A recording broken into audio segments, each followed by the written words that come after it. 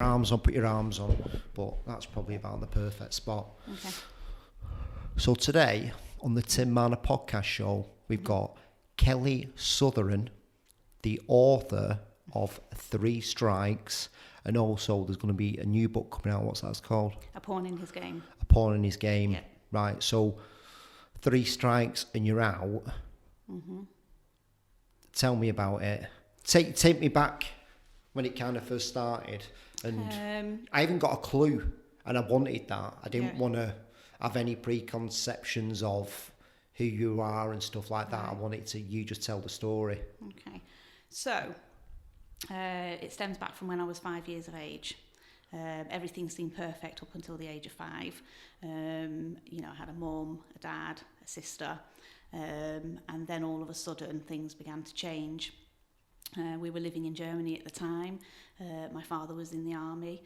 I knew something wasn't quite right, and one of my earliest remembers was when my mother was packing our clothes out on this big table, and we were leaving. Obviously not with my dad, but to this strange place that had loads of people in there. So I didn't know, obviously, at the time where we were. And then we were introduced to this new man. And there was something, I didn't like about this new man. Didn't know what it was, whether, at the time it was just because he wasn't my daddy. I don't know.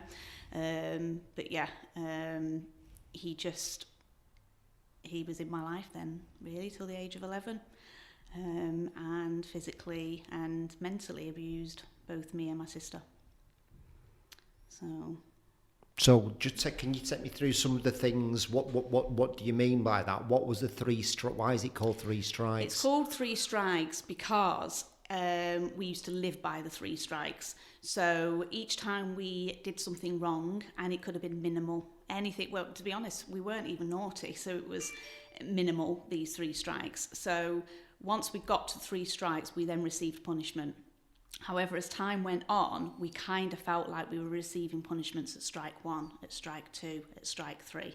But whenever we got to strike 2, we used to panic.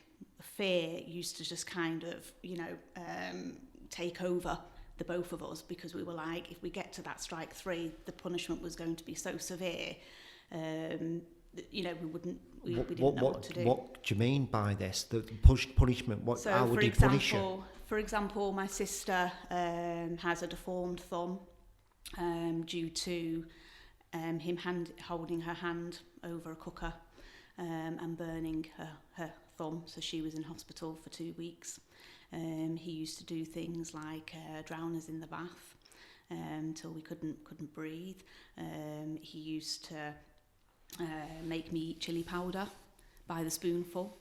And stand there until I'd, completely gulped this chili powder. He used to like play fighting. That was one of his main games that he used to do with me and my sister. So he would often sit there, kneel on the floor, and tell us one by one to come over and fight. But it wasn't normal fighting. He'd smother us with his hand, especially me, over my mouth and nose so that I couldn't breathe. He used to get the double duvet blanket out, smother me completely from head to toe in the double duvet so that I couldn't breathe, to the point I actually thought I was going to die.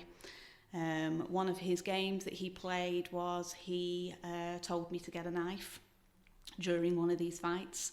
I knew at the time it was wrong to get this knife, but he, was insistent on, getting this knife, and to the point that I feared that much for my life that I ended up having to tell him that I loved him to stop any further He's told you to get a knife. Yeah. And then what come at him? Yeah. What was? I don't know the psychology behind it. I do not know why he did this. Why he hated us so much that he, felt that he needed to torment us in this way. But every day we lived in fear. And my mother was there. My mum was there. We also had a brother, which was his son. And he never received any of this treatment. It was purely just me and my sister. What was your mum doing? Did she go? She knew it was happening. Yeah, she knew it was happening. Yeah, I think, to be honest with you, you know, looking back, perhaps maybe she was being controlled by him slightly. But in my opinion, you know, as a mother myself, nobody would ever control me that much to the point that I would allow my children to be in, you know, danger. So this play fighting's going on and your mum's in the actual room? Yeah, a couple of times she took over. A couple of times she would say, you know, Greg, that's enough. And then he would be like, well, in order for your kids to, you know, stop this, you take over. And then me and my sister used to have to stand there then and watch, you know, her fighting him. But she was an adult. You know, me and my sister, we were children. So in my opinion, her fighting him, she never came to any harm. You know, whereas if me and my sister used to stand there and literally quake in our boots, ready, you know, to have to face this man. So, and he just went on and on. Yeah. And on. Yeah. And this is from like day dot that your mum met him? No, because he came into our lives when we were in Germany, and then something obviously must have happened, and my dad then came back into our lives, and we came away from Germany and went to Aldershot then to go and live with my nan and my granddad. And then kind of through time, my mum was pregnant, and that's then when he came back into our lives. So I assume, obviously, you know, she was pregnant with him, or knew that she was pregnant at some point, and decided to give it another go with him. And the abuse actually started when we came away from my nan and my granddad's, and we went into our own home to live with my mum and Greg. I fucking hate Greg. So, yeah. But I forgave. And that's what my second book is about. Because I did forgive this man. Ow. I think out of desperation to regain a relationship with my mother. Acceptance. I think it was about acceptance. Even though he cruelly tormented me and my sister for years, I still pined for that acceptance. You know, I wanted to be loved. I wanted somebody there. I wanted my mother in my life. You know, I didn't really blame my mother at the time for what had happened. I thought, you know what, she was weak. She didn't know how to stop this man. Perhaps maybe, you know, she was being controlled slightly by him, and she thought that, you know, we'd already gone to our nan and our granddad's, that she couldn't perhaps maybe take us away and take us back there again. So yeah, I forgave, but then you know, a year and a half ago he betrayed me, so that's why I ended up writing the book, because he betrayed me. What do you mean? Take me through that. So, I feel like I'm going all over the shop here. Go on. No, that's fine. He used me really over the years, I think, to get access to my own children. Fucking hell, So yeah, so yeah, so I just all that hurt that I felt, and the betrayal that I felt, I sat there and I thought, I need to get this out. I need to write about this. First of all, I started off writing on a pad and a pen. Yeah, I had no intentions of writing a book. It was literally just getting all my feelings out on a piece of paper and a pen about this man. Have you been to see a counsellor? So, no, I haven't been to any counsellors. I feel that writing this book has counselled me. It's been self-healing writing this book. But what about your sister? What did she say? My sister hasn't had anything to do with Greg over the years at all. She's had a minimal relationship with my mum. I don't blame her. She's had a deformed thumb to look at for years, to remind her every day of what this man did. Yeah. What did she think about you writing the book? She's happy. She's pleased. She's pleased that hopefully somebody will pick it up, read it, and, you know, find comfort from it. So yeah. Fucking, you like blow my mind, dude. Oh. And you've had no counselling at all. No. Are you open to counselling, or are you just like, look, this is my way of doing it? This is my way of doing it, yeah. I do believe that by writing the book, there's a couple of reasons why I wrote the book, for self-healing, to also let everybody know out there that, you don't need to feel resentment. I don't feel resentment. I don't feel resentment. I feel hurt. I'm not going to deny that. That hurt's never going to go away. But I don't, I'm not angry. I'm not angry because... How are you not angry? I'm not angry. No, I'm not angry because I see it as he won't beat me down. I won't let this man beat me down. I won't let him, he's already taken my childhood away from me, but I won't let him take my future from me. Very good. I won't let him have that satisfaction of taking any more of my life away from me. So that's one of the reasons why I've written the book as well, because I want people to know that no matter what happens in your life, you can still pick yourself up. You can sit there and say, do you know what? I think the biggest revenge of all is to sit there and, say, and you did this to me, but look at me now. I'm doing great. I'm doing fantastic. I'm achieving everything that I want to achieve. You've not stopped that. How do you think like that? Do you watch, do you read books? Do you watch, what's it, how have you come to that? I think because I've got that's really a powerful way of thinking, because I don't know. I think because I've always strived to want a better life. I've always strived. I think because my own children as well has made me sit there and turn around and think, I want better for you. I don't want you ever to feel any kind of fear that I felt when I was younger, ever. And I do everything in my power to make sure that they don't. And that, I have that loving relationship with them. So that when they get older, they can turn around and say, my mum was there for me, my mum did this for me, my mum did that for me, compared to me. So everything I do really is probably for them, and a bit for me, obviously, but it's mainly for them, because if I let this man overrule and let him dictate my future, then what future have my children got? Fucking hell, that's good, that, Kelly. That's how I see it. Fuck you, Greg. That's all I can say. I can be angry at the situation, but it's fucking powerful, mate. That's really powerful. So, it happened from age, what? 5. Till age... 11. And why? What happened when you were 11? What was that moment that he got out of your life? So, when I was 11, it wasn't long after my 11th birthday, and I'd hit my 3 strikes. So he decided that he was going to whip me 50 times across the backside and down my leg with his belt from his trousers. There was nothing sexual?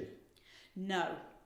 However, I do believe that had we have not been taken away, had my sister not have cried out for help, that perhaps it may have led escalated on to that because of what he's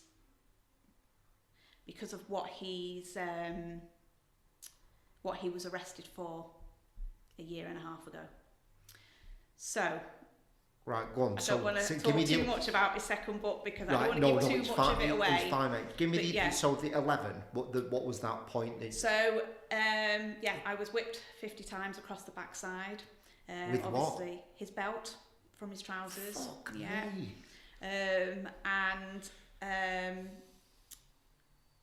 As you can imagine, I couldn't sit down. I couldn't go to school. Rank. Yeah. So my sister had to go to school alone on her own, and she opened up to a teacher and told a teacher everything. And I remember that day when I used to watch her out the living room window coming home when I was off school.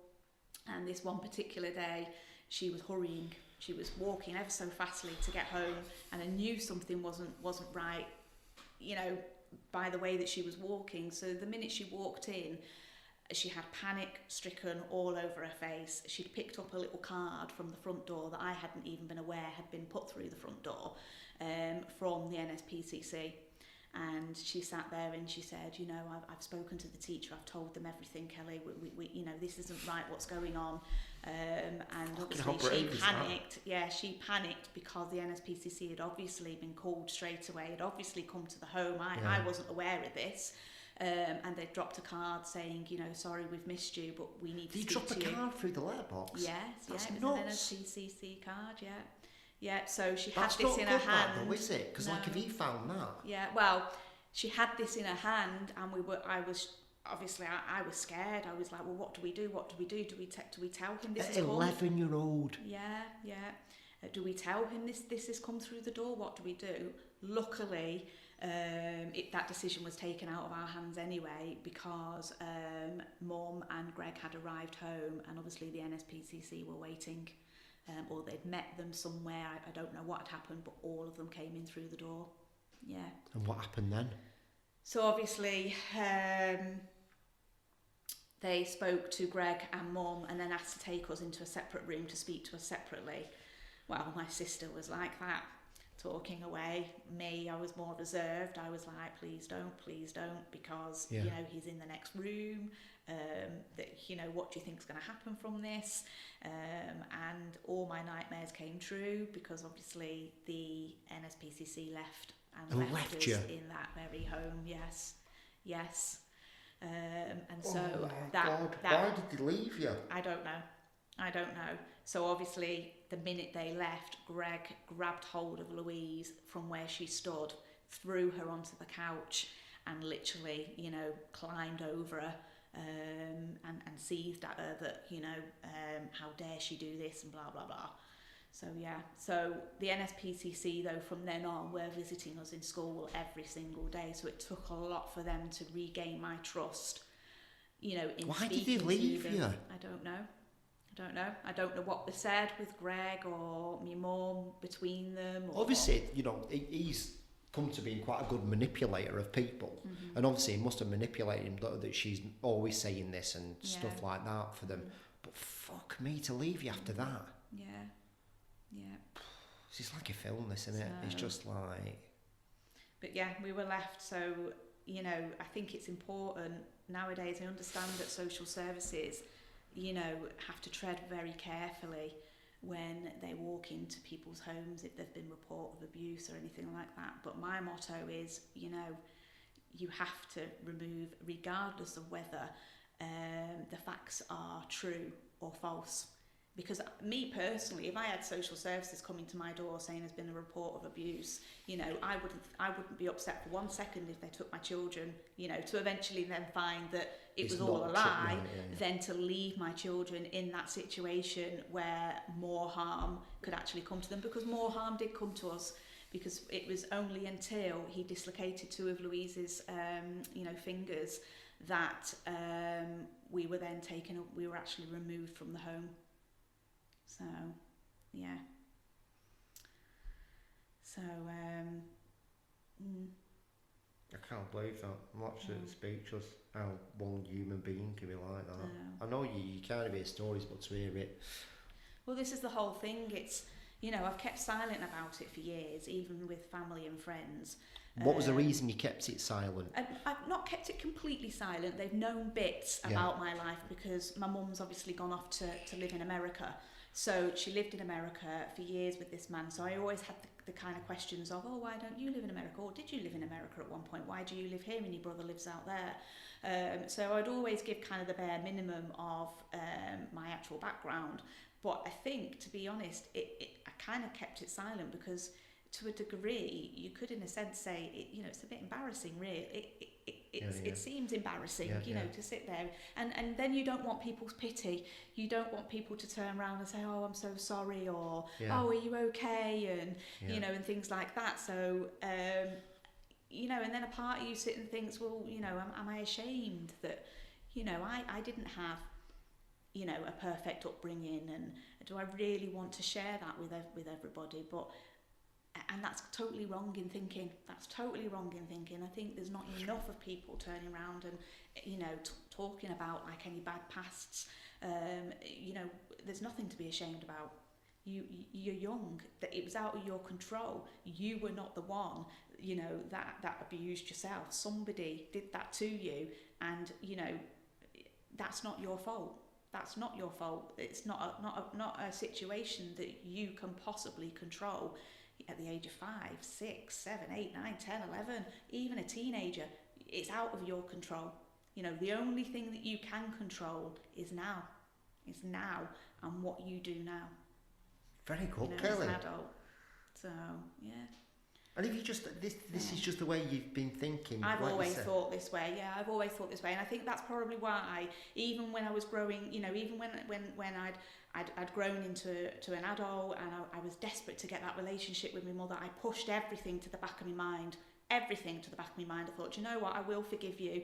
You know, I did try to have that conversation with him once. I did. And it got dismissed. It got shut down. At that point, I was like, right, okay, I've got two choices here. Either I continue to pursue trying to get the answers that I want, or I accept the fact that I'm never going to go and get them answers.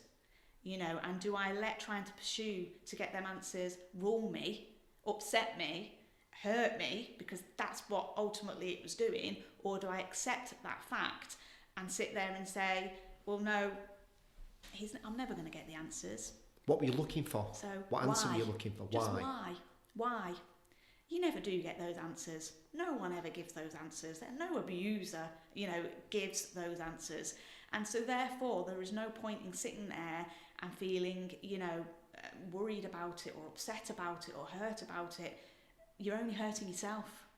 You're only hurting yourself by, you know, striving to get those answers that you will never get. You won't get them. And I realised that years ago. So I decided that I'm not going to get the answers. I have to move on, and I want that relationship with my mum. And so I'm going to push it to the back of my mind, and that's what I did. How dear, obviously you're a lot stronger than I am. How do you forgive your mum when she sat there and watched you? I don't. Yeah, I get what you're saying. Yes, I do get what you're saying. In my mind, because your sister's not forgive her. She's slowly starting to forgive her now. She's slowly starting to forgive her now, because my mum's back in this country now, right. Due to circumstances, right. Which is in my second book. Okay. But for years, no, she didn't forgive her. I mean, one of her, you know, we used to go hungry quite a lot, and we used to eat potato peels out of the bin. Why did you go hungry a lot? He was too busy punishing us. It got to the point where it was late. We were sent to bed with no tea. I don't think he cared to really kind of, you know, feed us, really. So, we used to take potato peels out of the bin of a night time to eat these potato peels, and we'd hide and we'd stash the remainder, you know, under the carpet in the bedroom, so that if the following day we were hungry, we had that stash there. Because you know, we didn't dare take anything out the cupboard, anything out of the fridge, because we knew it would just go, you know, it would be noticed, and the punishment was far worse than risking taking, you know, anything out the cupboards.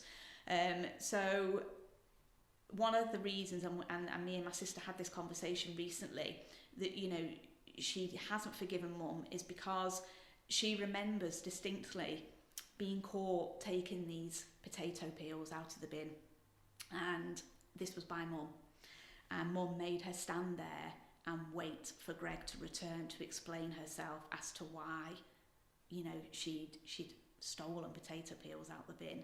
Now, to me, obviously, if I caught any of my children doing that, the first thing I'd be is horrified. I'd be like, oh my goodness, why are you doing that? You know, what's the reason behind that?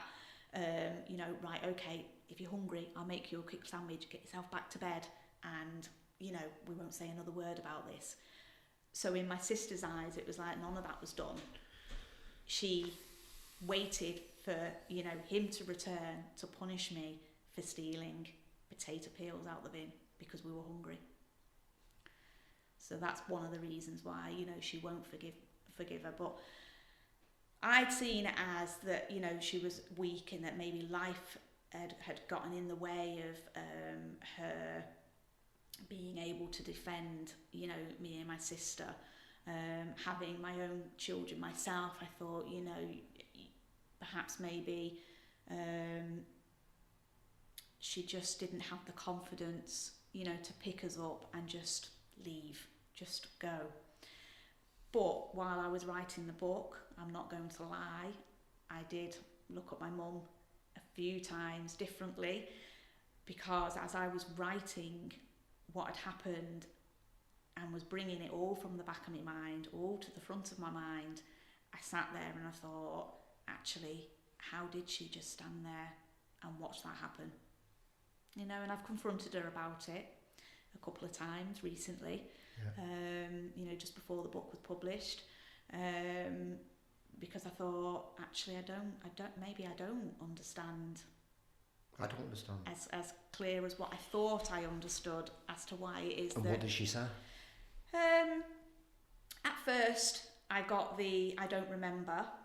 Okay. You know, which is not what anybody wants to hear, because you know, one of the number one rules is you want to be believed at, you know, your past, your bad history, and so that angered me, because I was kind of like, you were there.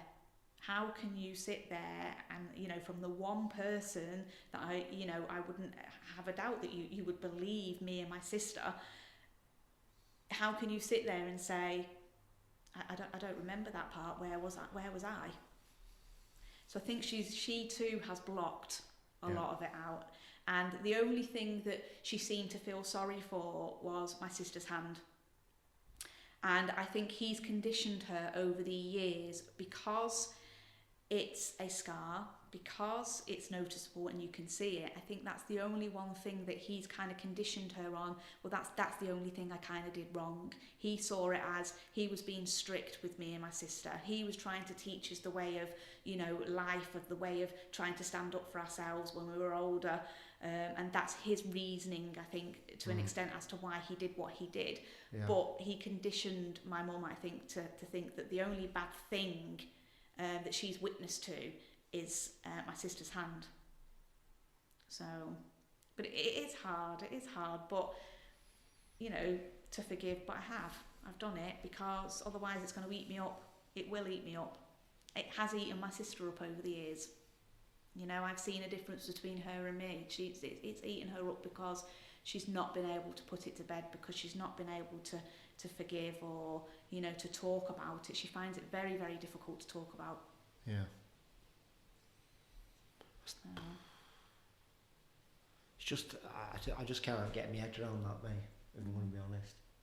I don't know, I suppose it's like, it's just the situation, but for you to think like that is just like, really, just like this inner strength in you. Even just to write a book, the bravery of, you know, your sister at 11 to go and do that, I'm just like, well, it's just, I want to get, when I started writing it down on a piece of paper and a pen, I then had this big urge to then write it in a book, because I sat there and I thought, right, okay, this is helping me here, so how many other people would it help just to sit there and write it down? Write down everything that you're feeling, write down. And I had to go back to when I was 5 and 6 and 7 and imagine I was stood there in that awful living room with him glaring down on me. I had to go back to those memories and write it down. But it helped. It helped. So the message that I want to get across to people is, you know, talk about it, write it down, do whatever it is that you need to do to forgive. Because if you don't forgive, you can't move on. You can't move on. Do you ever think about if your sister hadn't gone and told that teacher? Yes. What would happen if she hadn't done that? I mean, towards the end anyway, I'd already given up. You know, as a child, I'd already given up. I already imagined that once I became of age, I'd be kicked out the door. I mean, he used to say to us on many occasions, once you turn 16, that's it, you're out. You're out. So I already had that drummed into my mind that, you know, I was going to be on my own from the age of 16. So yeah, it does. I do sit and think, if we hadn't have been removed from the home, what would have happened? But I'm thankful that we were removed. So how long did it take from your sister doing that, the NSPCC leaving you in the home, to them seeing it every day in thing before you actually got removed from? Probably say about 3 months. Yeah, about 3 months. Because, so it carried on for 3 months? Yeah. And then what happened then after the 3 months? How did they come and get you? So they visited us every day in school. You know, and it was mainly at lunchtime when we were sat at the dinner hall. And what were the other kids thinking about? I have no idea. Right. I have no idea. All I knew was my own thoughts and my own feelings, because at first I wasn't happy. I thought that somehow he was going to know. He was going to be waiting for us when we got home, if I even spoke a word about what was going on at home. And, you know, I was very, very reluctant to talk to them. Did you talk to them? Eventually, yes. I think I got so mad one day that I just gushed everything out. And I thought, you know what? Because I think I got to the point where you're here every day.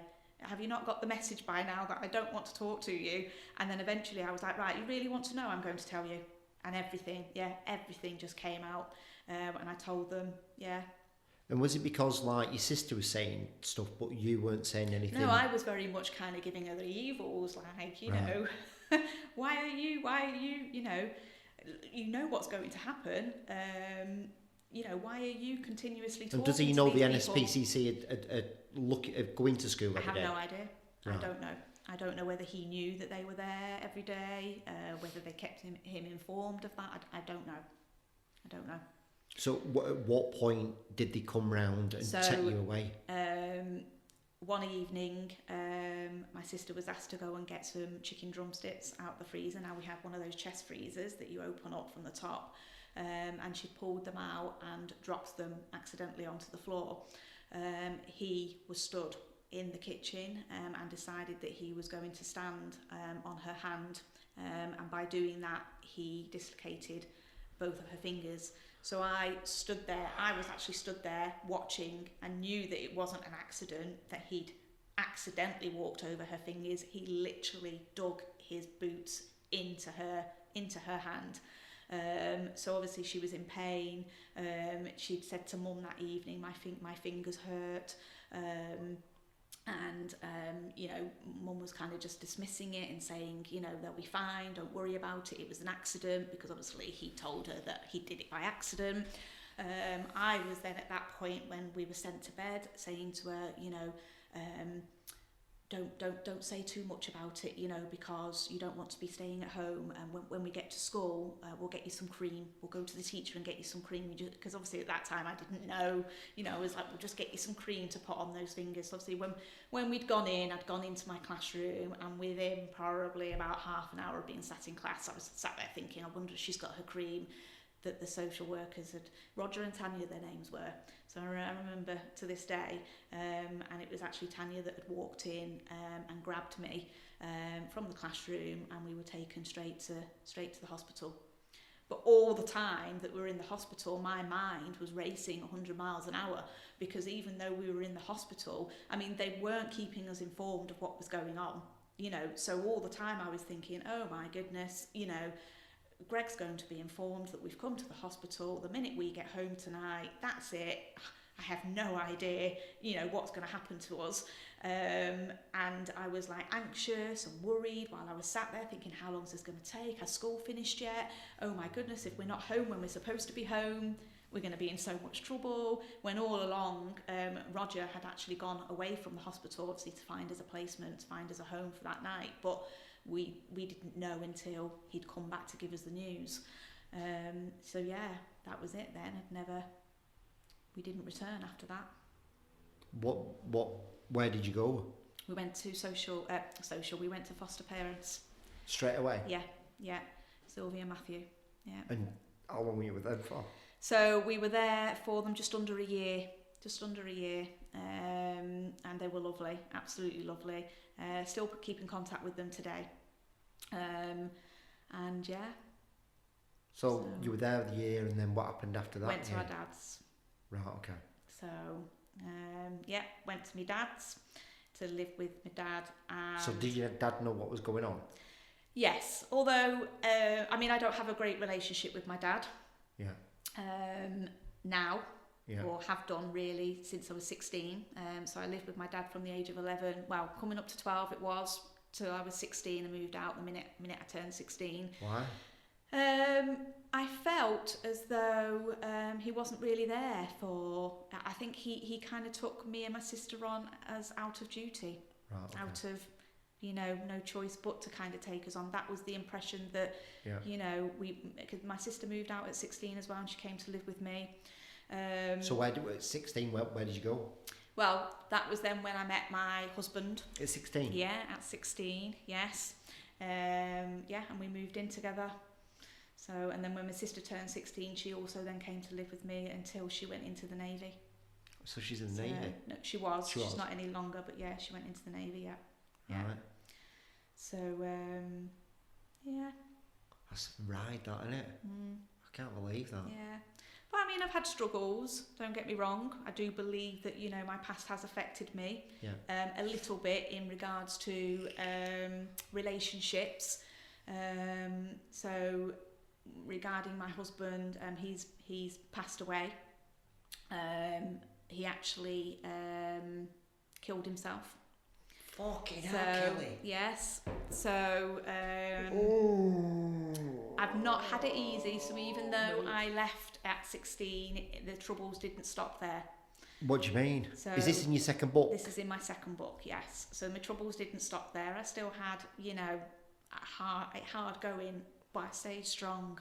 I've stayed and kept my goals of what I want to achieve in focus, because I sat there and I've looked at my past and thought there were many times really that I could have sat there and just given up and gave up and thought, what's the point? What is the point? But I haven't. Why? Because of my children. I haven't. I'm for myself really, because again, How old are your kids? So, well, my eldest is 23. Right. Yeah. So down to my youngest is 9. And have you told him the story? Are you dead open, obviously, with the eldest one? Yeah, regarding my second book, or everything. Yes. She's read my first book, and was obviously astonished at the amount, because I kept it quiet really from them as well, so that it didn't interrupt kind of their relationship with their nan. So she has read it and she was like, oh my goodness, I didn't realise it was to this extent, the abuse. But she's proud, and that makes me proud that she's proud, of me, kind of thing. I've achieved something for her. Should be very proud, mate. Very proud. And then obviously regarding the second book, because it involves, her father, some of it, I've had to ask her permission to write about her father, which she's agreed, and she'll get to read it before it gets published, just to make sure that she's happy with it. But yeah. But it's just the truth that you're telling. It's the truth. It? Oh yeah. And it's about just helping other people, if anybody's going through it. I want other people. Like my first book and my second book, really, I've written it as a novel. So when I had this big urge to write a book, I sat and thought, how am I going to do this? How am I going to get what message I want across, and how am I going to describe the abuse that happened? So I thought, I didn't really want to write an autobiography, because I thought, oh, who's going to know me? No one knows me. Kelly Sutherain, who am I to people really? So I sat and thought, I'll write it as a novel. I will write it and put myself back there as if I am that age again, so that those that have been abused can read the book and find maybe a little bit of comfort of, I'm not the only one that's gone through this. I've described in detail the abuse that went on, so that those that haven't been abused get an understanding of what a child that's going through that feels and thinks, and how they might act. I was very, very quiet as a child. I didn't, I was behind in school. I kept myself to myself. I didn't dare act out or be naughty or anything along those lines through fear of, not wanting any attention being brought to home. So, it's just maybe to give those that, that haven't been abused a bit of an understanding that, if they come across a child that seems recluse or troubled, in some way, that, maybe just to ask questions. But as well, there was, in my first book, there was at one point where, I'd called my dad. I actually called my dad from a phone box to tell him what was going on. I'd gone to that phone box with full force, with my sister in tow, thinking, this is it now, this is it. I am going to tell my dad what's going to happen. He's going to come and get us, and we're going to be taken away from that situation. And we weren't. What happened? Well, I told my dad that, Greg was being mean to us. That was my way of communicating across that, I didn't know the word abuse. I was a little child. I didn't know that, what that word was or it even existed. So in my mind, he was being mean. And my dad, turned around to me and said, I'm sure he's not being that mean. I'm sure he's just, being a little bit strict, and kind of dismissed what I was saying. So I think it's important that, if you get a child that says a member of their family is being mean to them, to maybe just take it that little step further in asking, what do they mean by being mean? Never even thought of that. That's how you communicate as well, wouldn't you?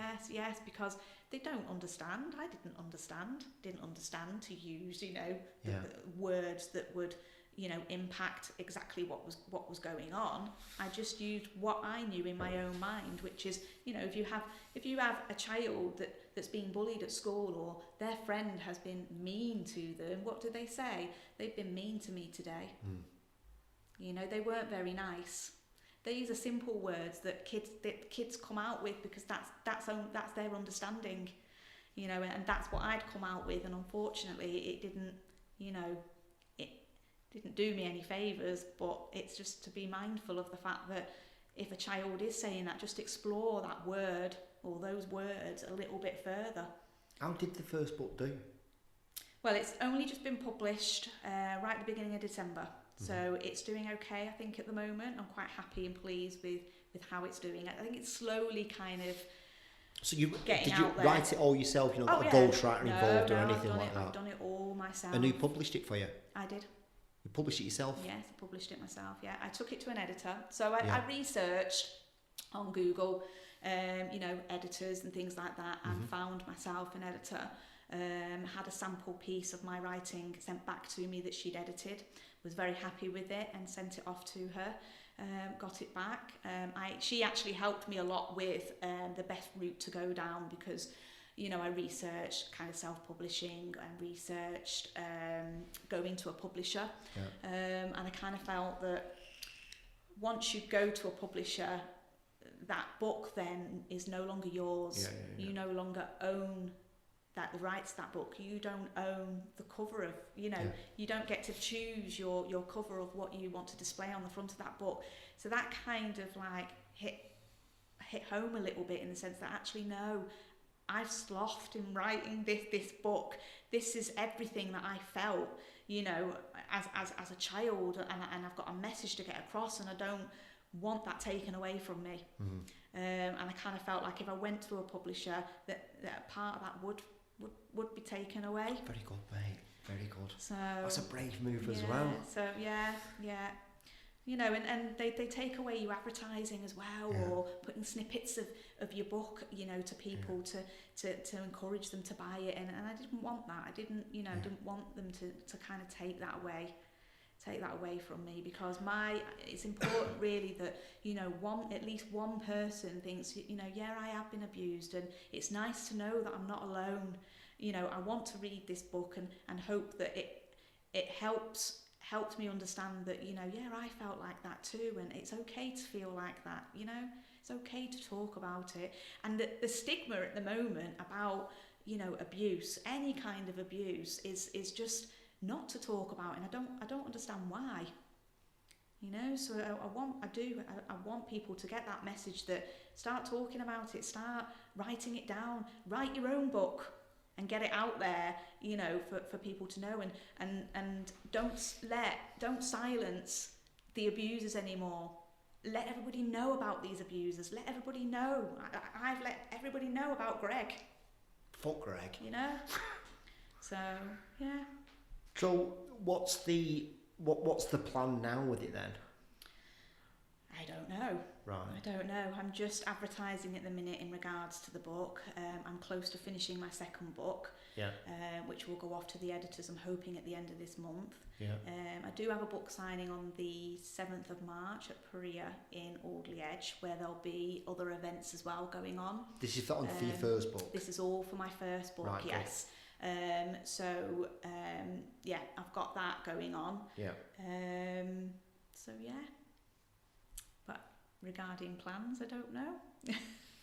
We need to help give you a push. I think you need to do as many of these things as possible, but I think what we need to do is I need to get in touch with our PR people and you have a chat with them. Yeah. What do you do for a job at the minute? I'm a nurse. Are you really? Yes. Yeah. That doesn't surprise me at all. Yeah. Looking after people. Yes, that was another thing, you know, because I was actually going to become a social worker, yes. However, I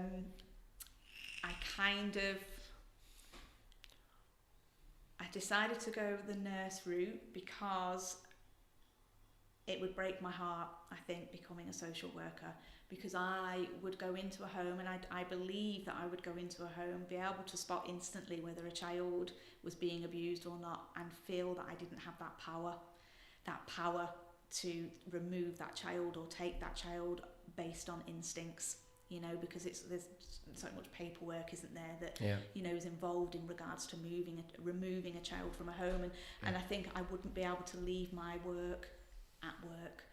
It would torment me, I think, and I'd come home, and so anyway, I decided to take the nurse route, where I'm still helping people, you know, feeling that I've achieved something for someone. So yeah. It was an amazing story, that dude. And I can't believe these other things happened to you as well.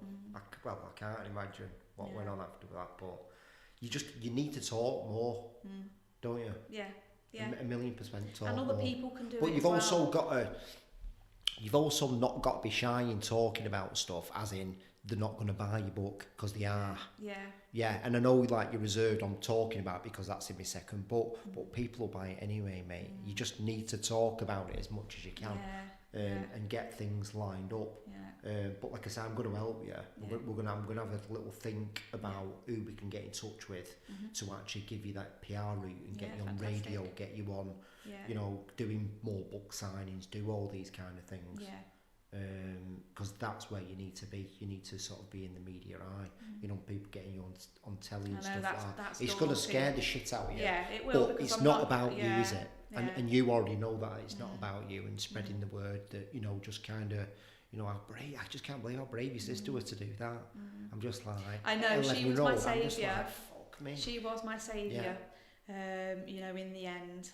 That moment, and that's what we tell everybody else. You've got to go and ask for help. Yes. Haven't you? Yeah. And she did that. Yeah, she did. You know, because I got to the point where I actually thought it was normal. Yeah. I thought it was normal that, you know, everybody's household behaved this way. Every child was scared to go home after school.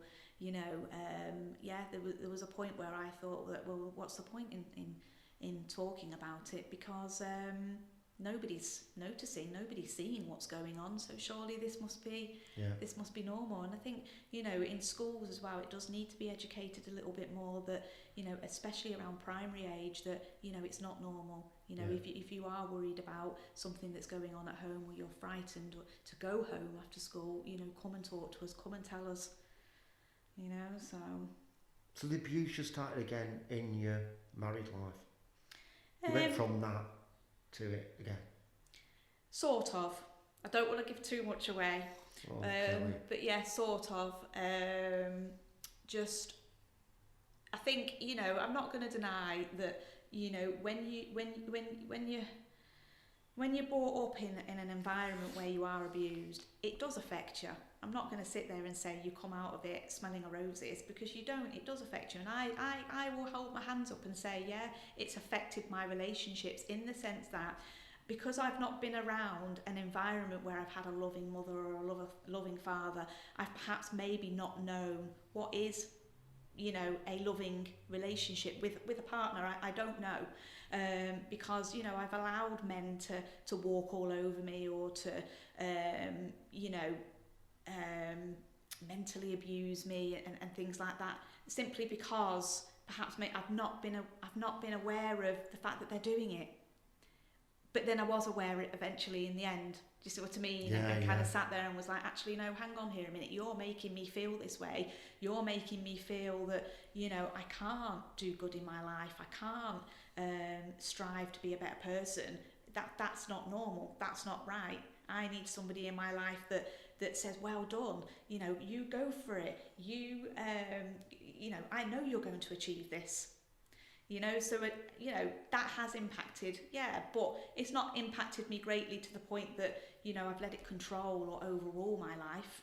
I've still carried on. I still went to university. I still, you know, became a nurse. I've now written a book, writing my second book. I've still, and I think the biggest thing of all is that I've been able to sit back and turn round to them and go, ha, you know, no matter what words you've called me, you've you know,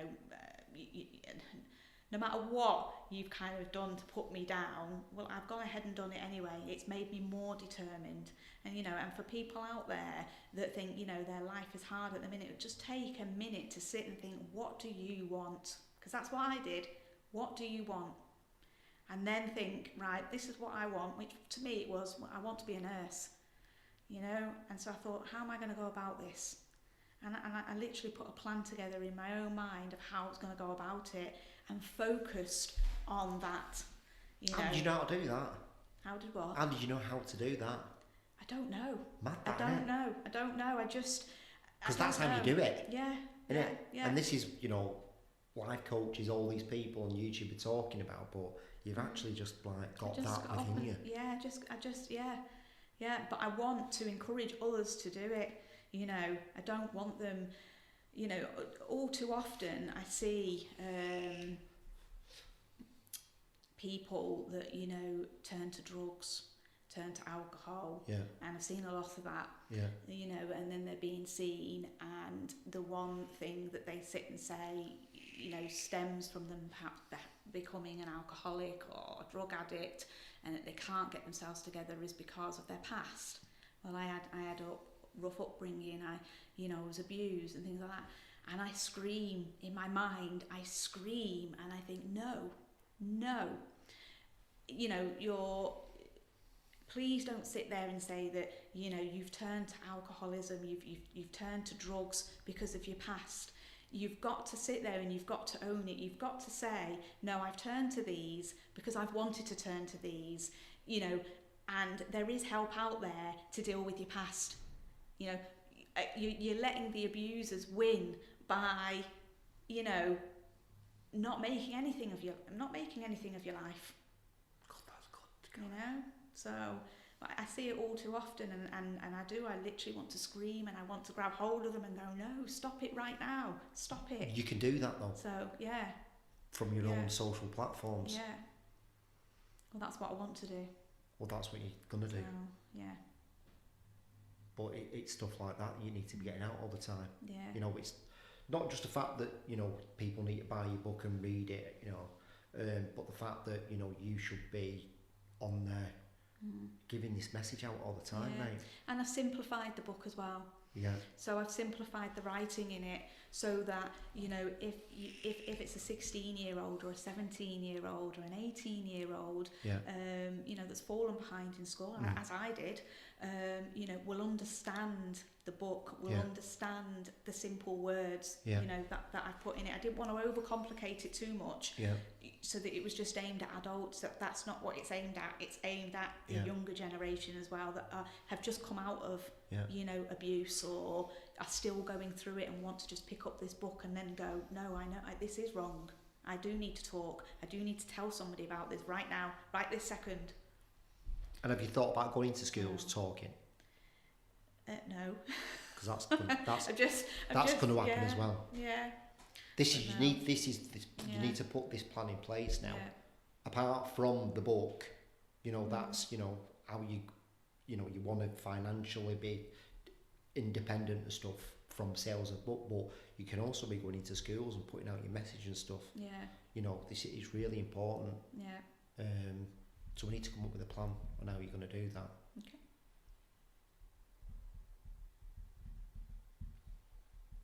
Which was really the reason you come in, weren't you? But I wanted to put you on the podcast. I don't know why. I don't know why. Yeah. Because like I said, I've not really read anything. Yeah. You just got in touch with me, and I was just like, I need to. Yeah, because you were recommended. You were recommended to me, so I did get in touch with you. Yeah, because obviously at the time, this was in January, wasn't it? Was it the beginning of January? And at the time, I sat there and I thought, oh my goodness, what do I do now? Well, I've done the hardest part, which I thought was the hardest part in writing the book, getting it, self-published. Yeah, that's and not then the I hard thought, part. right, well, what do I do now? Because I'm not great at social media, and I'm not, I've actually had to be guided by a couple of my friends have been guiding me recently, saying, right, you need to do this with Instagram, you need to do this with Facebook, because I'm a novice really at it. I kind of keep myself to myself, and and so I got in touch with you because I was like, right, well, how do I now tell people about, how do I tell people about this book? How do I get that message, get that message across? So, it's just literally promoting yourself, which is another going to be another scary bit. Yeah. But you've always got to come back to that message of it's not about you, is it? It's about all them people you can help. That's what I truly want to do. Yeah. And just I can't express to you how much this urge of just even if just one, and I've had a couple of messages from people that have said how do you do it, and I've messaged them back and then said to them by all means, if you want to talk right away, because I'm reading it, and if I can pick out anything that I'm sat there saying, right, try and do this, because I think it's about encouragement as well. It's encouragement. I am quite happy to sit there all day long and encourage people, and to sit there and say, do this, do that. Have you thought about this? Have you thought about that? Because that's what my friends do with me. And it helps. It really does. It helps. So. You blow my mind, and I know you've only just just teasing me little bits of what's going on in the thing, gone in your book and your second book. But how can people go and find you now? This is another a good way of seeing if what you've got right now is any good. Yeah. Because it's right, where do we send people now? Yeah. So I've got it currently on Amazon. Right. I've got it on Kobo, Barnes and Noble. Yeah. Google Play, and iTunes. So it's audio book as well? Yeah, no, not audio. No, right. Sorry, I apologise. Yeah, I've done it as ebook, Kindle, and paperback. Yeah. I have had a friend who has said I can't read out loud. Yeah. I've sat there and I can't do it. I can't do the Audible. I've had a friend that said that, she'd be more than happy, obviously, to do the Audible, for me. But it's just kind of getting the time, really, to kind of, do that. It's got to be done, that. Yeah. Because I don't read. Yeah. I have been told that apparently that is the way to go Audible, but it's all of it, to be honest. You know what I mean? You got to let people either watch, listen, or read. Yeah. And you're not having any sort of barriers on people. That's why it's important you're doing this, because it's people can watch it and people can listen to it. Yeah. And then all of a sudden they go, right, I need to listen to that book. Yeah. Yeah. So the more times you do stuff like this, which is right out your comfort zone. But you started off with and then they went. Then they went. Yeah. But he's really bothered. Yeah. He's nervous. It's horrible. It's it's kind of you put yourself in the spot. Saying, look at me, and you know, it's naturally not you as a person. No. But just got to keep reminding ourselves. And I was like that with my presentations as well. Yeah. Which is fine, Kelly. That's just you. That's your brand, and there's nothing wrong with that. You can't be anything else but yourself. But that's what we need to promote, is you. Yeah. Not the book, but you. And people will then buy the book because of that. Yeah. Right, I'm going to wrap up the podcast, and then me and you can have a chat once all the camera's off, so you feel a bit more. Yeah. Yes. Thank you so much, everybody. Where can they find you on Instagram? It's Kelly_Sutherain. Right, it's going to be changing that. Forget that. By the time we change it, I'll put the link up somewhere around here. I have a website they can go to as well, which is kellysutherainauthor.co.uk. Why not Kelly Sutherain? Right, just forget that. We'll put the link up there once we've had a chat. Thank you so much, everybody. Goodbye.